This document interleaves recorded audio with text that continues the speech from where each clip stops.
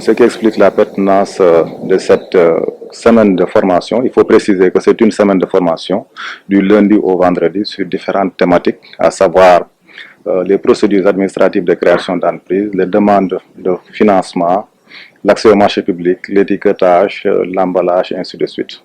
Et ce qui l'explique, c'est qu'aujourd'hui, nous sortons ou bien nous vivons des moments cruciaux sur le plan économique, du fait de la crise sanitaire, mais également de la crise en Ukraine qui étale ses tentacules, tel qu'on l'a dit dans le discours, et qui amène la Chambre de commerce en tant que maison des entreprises à aider les femmes à être beaucoup plus résilientes.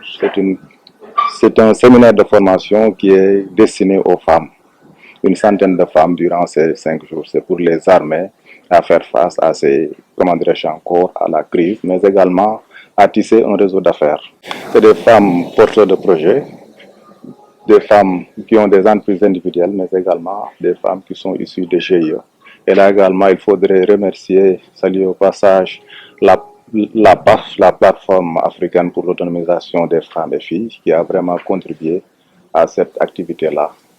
D'abord par l'expertise intellectuelle, mais également par la mise à disposition d'un certain nombre de GIE. Je suis ici aujourd'hui pour parler au nom des bénéficiaires de cette semaine de formation organisée par la Chambre de commerce et la BSCJ, qui fait des formations sur 5 modules avec 100 femmes, donc, qui nous ont aidés vraiment à aider ces femmes, parce que quand on nous appelle sur des thématiques de formation aussi importantes, nous sommes non seulement contentes d'y participer, mais nous mesurons toute l'importance de ces modules et le besoin pressant de ces femmes de connaissances. Parce que quand on les a appelées avec le mois de Ramadan, elles sont toutes venues de Dias, Rufisque, Bargny, de la banlieue dakaroise. Elles sont toutes là, elles ont répondu présentes.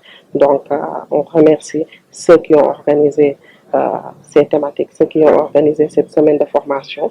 Donc, on remercie également ces femmes qui sont venues en nombre, que ce soit les GIE, que ce soit les chefs d'entreprise, que ce soit aussi les femmes porteuses de projets.